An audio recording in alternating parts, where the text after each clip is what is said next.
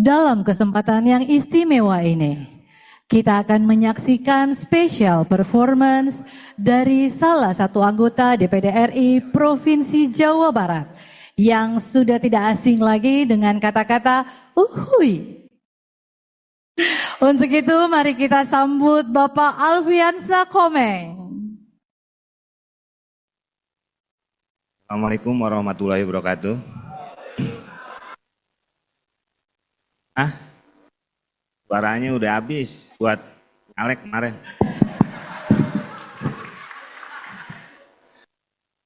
Assalamualaikum warahmatullahi wabarakatuh. Salam sejahtera untuk semua. Yang mau assalamualaikum mau jawab boleh nggak boleh. Karena menurut penelitian dari Timur Tengah, assalamualaikum itu ada 3. Satu yang harus dijawab, kedua tidak boleh dijawab, yang ketiga kalau dijawab kita kabur. Yang pertama kalau saya bertamu assalamualaikum itu wajib dijawab. Yang tidak boleh dijawab, waktu itu saya sholat met Pak Tamsil, sholat bareng Pak Tamsil ngomong assalamualaikum, waalaikumsalam, saya jawab diomelin saya. Terus kalau yang dijawab kabur, saya ke makam, assalamualaikum ya ahlil kubur, dijawab waalaikumsalam, nah, itu pasti kabur. Yang terhormat kepada pimpinan DPD Bapak Sultan,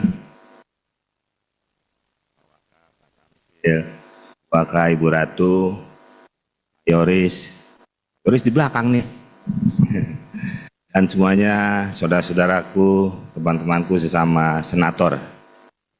Sama senator dilarang saling mendahului ya.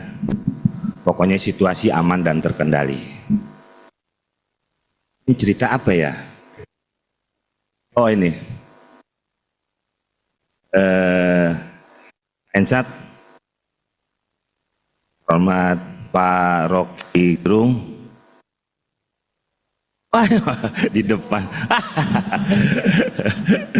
Pak Rocky, selamat akhirnya saya bisa ketemu. Sebenarnya nggak cuma orang-orang, saya juga bingung kenapa saya bisa ada di sini. Jadi bisa masuk ke DPD itu pertama, saya awal-awal nyalek tuh bingung. Jadi kalau saya perhatikan nyalek itu seperti orang mau nikah. Awal perkenalan dengan wanita itu sama kita mendaftar ke KPU. Jadi masih DCS.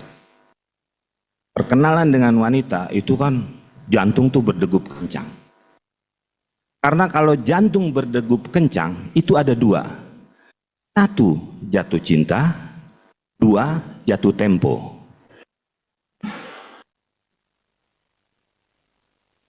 Saya masuk ke KPU, saya mendaftar sama dengan berkenalan dengan wanita. Akhirnya saya menemui orang tuanya, melamar.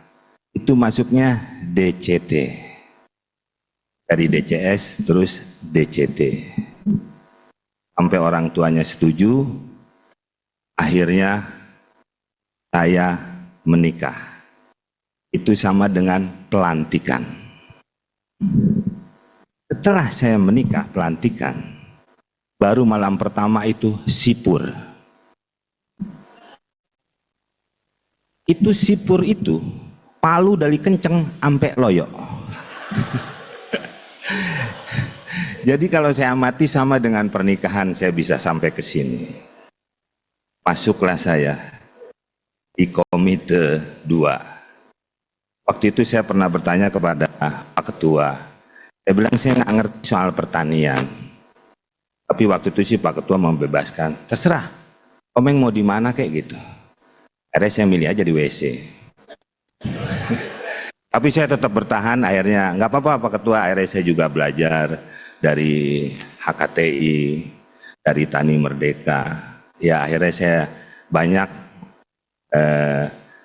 tambah ilmu. Saya belajar pertanian di situ. Ya akhirnya lama-lama saya betah karena ini sesuatu yang baru buat saya. Jadi Pak Ketua saya aman di Komite 2. Saya belajar pertanian, belajar lingkungan. Di lingkungan hidup apa yang limbah seperti plastik, sampai saya memahami soal plastik begitu mendalam, sampai teman saya yang mau operasi plastik itu saya larang. Bang, jangan operasi plastik, itu bahaya. Tapi teman saya tidak peduli, akhirnya dia operasi plastik dan akhirnya dia menanggung akibatnya. Tiap tahun dia harus perpanjang karena diamati oleh dokter ternyata plastiknya plastik STNK. Sampai dia operasi plastik, sampai akhirnya dia meninggal dunia sekarang. Meninggal pun dia tidak dikubur, akhirnya didaur ulang.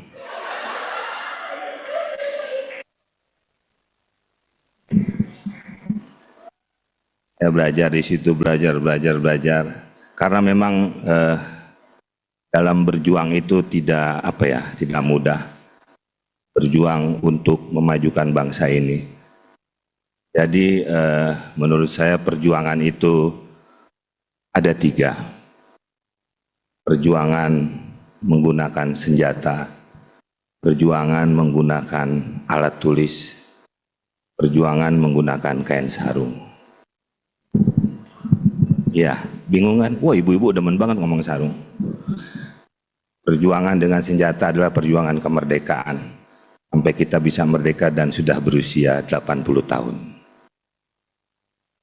Perjuangan untuk membasmi kebodohan adalah dengan alat tulis. Dan perjuangan dengan kain sarung adalah perjuangan hawa nafsu. Karena kalau nafsu kita tidak dikontrol, itu udah kelihatan kerugian negara berapa triliun, beribu-ribu triliun.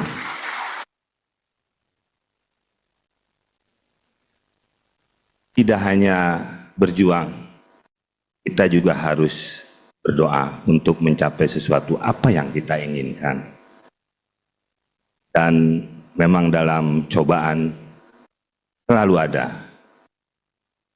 hidup kesempitan atau hidup kelapangan.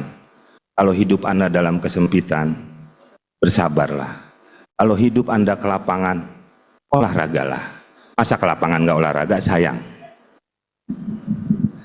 Dan dalam berdoa itu pun harus spesifik. Teman saya berdoa, ya Allah entengkanlah jodoh saya. Alhamdulillah teman saya menikah, tapi berat badan istrinya hanya 20 kilo. Dan selalu begitu. Dia ingin selalu memegang uang, dia berdoa, rumahnya mewah, dia tinggal di rumah mewah, ada kolam renang, mobil banyak. Alhamdulillah teman saya sekarang sudah jadi pembantu di rumah pejabat. Maka dari itu doa harus spesifik. Kayaknya cukup kalau terlalu banyak nanti terkontaminasi. Wassalamualaikum warahmatullahi wabarakatuh.